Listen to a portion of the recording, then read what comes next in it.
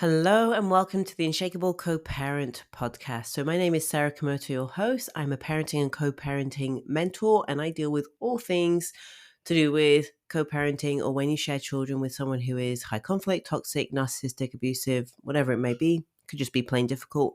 Whatever that is, this is what we cover here. So today I've got a bit of a different podcast, and as you may have noticed if you listened to my previous episodes, they've changed lots of things with where I record my podcast. So I don't have easy access to music, so you're going to get the rough and dirty, unedited versions here, but I'm going to cut to the chase, zero fluff, and just get to it. So grab yourself a tea, coffee, or whatever your favorite tipple is, and let's get started.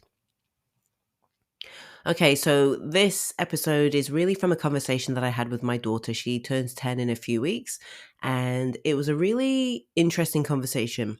And her question was, because I realized there are a lot of things that I've done within my parenting journey, and this is kind of a representation of everything that I have learned and everything that I teach and how I show up as a parent. And then this is the feedback that I get from, the results of what I've actually done and how I actually parent my children. So she asked me a question. I can't remember the exact wording, but it was more like, why do you think you are here? What is like your purpose? What are you here to do on earth?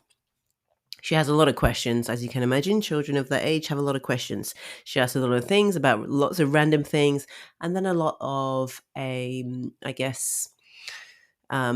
more esoteric type questions, really like on the meaning of life, kind of things that we forget or don't think about or forget about because, life gets in the way. So I said, I'm not sure on my exact purpose. Like, I don't think there's an actual title out there for what I'm here to do, but I absolutely know with 100% certainty that I'm here to help people rise. Not just women, not just men. I'm here to help people realize their own strength, their personal power. I'm here to help people realize how freaking amazing they are and how they have more power than they even give themselves credit for. So I'm here, I believe, and this is part of my superpower, what I do with my clients and the work that I do is to help people realize their own power. Because when you tap into that, you are freaking unstoppable. I say unshakable, unstoppable, whatever the word is for you, whatever resonates for you is what we are talking about here. So it was a really good conversation, and it did turn into me kind of explaining, like, I am not like other people, never have been like other people. And I know that.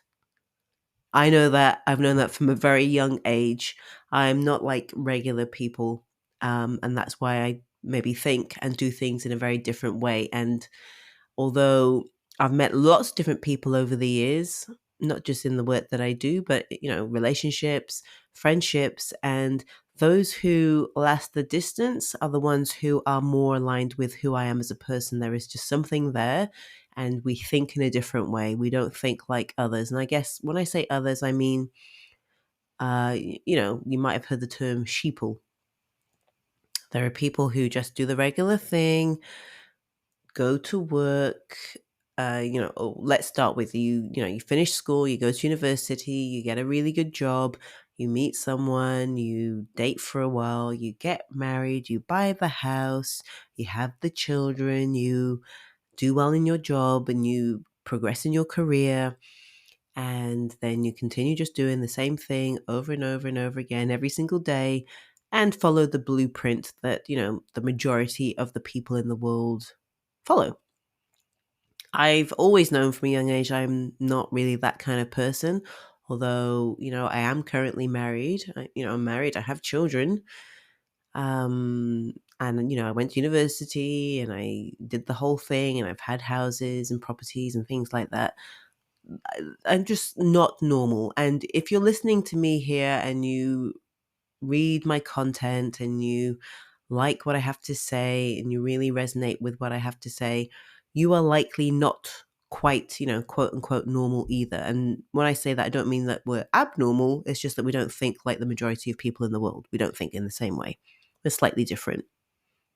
We do things in our own way. We follow our own path. We trust our intuition. We trust our gut. We know what's best for us. We're not really people who are told what to do and how to be and accept that as gospel.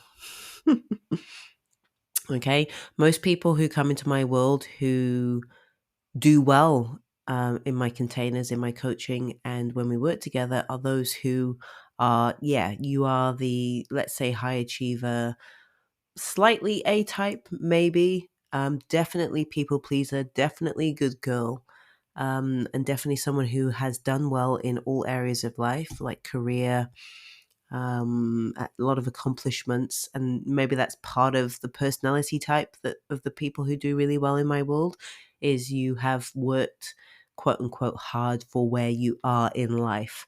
And this part, the divorce, co-parenting, parenting in this kind of dynamic part is something that as much as you've tried, you haven't managed to crack the code, as in get to a place where you've excelled in all areas of your life, but this is just something that has become a bit of a stumbling block.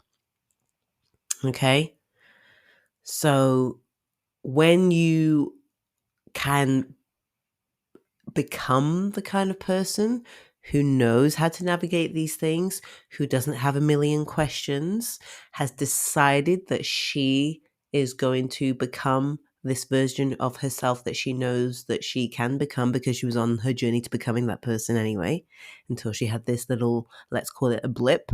And by blip, I mean meeting their co-parent, having children with them, and now wherever you are, wherever you're standing today. I call that a blip because, as I always say, co-parenting doesn't need to be your life. It is not a life sentence, but it all comes down to who you decide to be to make sure and ensure that you have the life that you want to have. And that's not anyone else's responsibility and it's not anyone else's job but yours.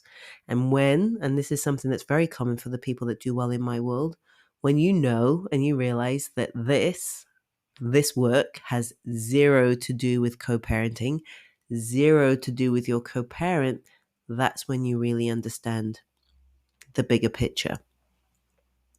That's when you really up-level who you are as a person and start making decisions that align with what you want and need and what your children want and need, so that you are in the best possible position to lead by example and be that model for them so that they can handle any shit thrown their way, whether it's from their other parent, their friends, other relationships, their bosses, their colleagues when they're older. You know it's necessary to do this work on yourself so that your children don't necessarily have to fall and do that work themselves. Is this to say that you doing this work means that your children are going to get away unscathed? Not necessarily, because you cannot control what happens in the other home and you cannot control how they are brought up and parented by the other parent. But you sure as hell can have a lot of influence over what happens within your home and how you present yourself, how you teach, how you show, how you demonstrate what you need to demonstrate in order for them to turn out to be the beautiful humans that they're going to be. Okay, so this conversation, this question from my daughter, like, really brought a smile to my face because she has critical thinking down pat. And I've spoken to many, many, many people, many adults, and realized over the years that this is something that wasn't taught to them. They never learned critical thinking. They didn't know. They were never taught or exposed to anything that got them to a place to think for themselves and think outside of the box. I'm not saying that she is completely aware because she's literally only 9, almost 10, but her level of emotional intelligence definitely exceeds where I was not that long ago. Maybe, 10 years ago, maybe. Okay. So, what I'm trying to say here is when we can cultivate this for ourselves, the emotional intelligence, the critical thinking, the self awareness, to even think to verbalize a question like that, to have the cogs kind of turn around in your mind, when you're able to do that for yourself, that is what your children will see. You will demonstrate that for them. You will become the kind of person who You don't have a million questions about how do I do this? How do I do that? You know innately because you've embodied this for yourself. So this is what I mean when I say you do the work so your children don't have to. This is the kind of work I'm talking about. And this is going to land for some of you and completely not land for some of you as well. And that's absolutely fine. There is no right or wrong here. This is only if you want to do this work. It doesn't mean if you don't want to do it or you find it too hard that you're a bad person. That doesn't reflect on you in that way. But I find that whoever is attracted to me and what I share and what I teach, we all think in a roundabout the same way. Of course, there's always a few who slip through the net, who don't quite get it, don't understand, and that's absolutely fine. Maybe this is not for you. Maybe you're going to listen to this in 6 months' time and it's going to make sense to you. Maybe you'll listen to this in a year and it'll make sense to you.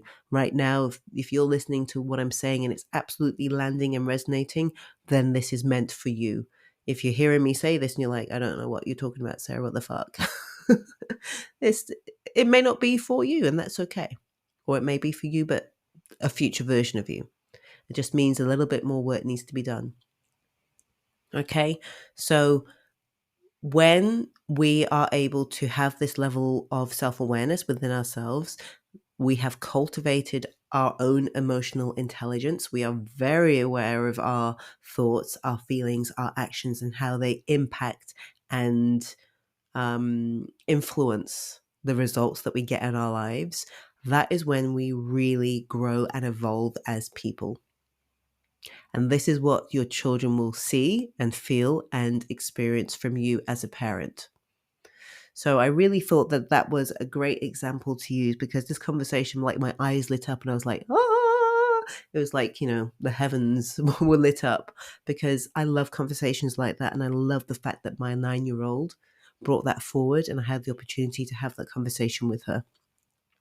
These are the kind of conversations we need to be having with our children when we're at the stage where our emotional intelligence has grown to a space where we're able to get out of that ego space. We are self-aware. We know that my thoughts, my feelings, my actions all need to line up so that I get the outcomes that I want and need for myself and for my children. When you can do that and you operate from that space instead of the space where you currently are and maybe expecting others to do the work or having this sense of, and no one's ever going to admit this, but having that sense of entitlement that it's this person's fault or this person's responsibility. When we're able to really take responsibility ourselves, that is the key to your own growth and your own evolution. And you're obviously not doing this for yourself. This is for your children as well. Okay? So this is why we do the work. There are plenty of other reasons, but this, so you can have these key conversations, this is what's really going to set you off on your journey. So this may make sense to you. It may absolutely land and you're going to get it and run with it. And that is excellent. For some of you listening, this may not make sense. You may not want to hear it. You may not be able to hear this, and that's okay as well. There is no judgment. Yeah, there is literally no judgment. This is your life. You do, and you go to the lengths that you need to go to. And we all need to be discerning with what is meant for us and what isn't, and just trusting that. And a lot of this is linked in with self-trust. And I know after experience emotional and psychological abuse, that self-trust piece needs work. It really needs work. It can be hard to trust your decisions. Okay? So with that being said, whatever I say here, whatever I teach, and whatever you see online from me on Instagram or Facebook, that is all my free content, which is literally 0.01% of what I have to teach and say. If you want more, there is always more. There's always more in a masterclass. There is always more within a program. There is always more within a membership. And there's always more within spending 12 months with me. All the links to how you can do that will be in the show notes to this episode. Please share this with whoever you think and feel needs to hear this. But this is the reason why we do the work, is for our children. I'm going to love you and leave you. Take care. Goodbye.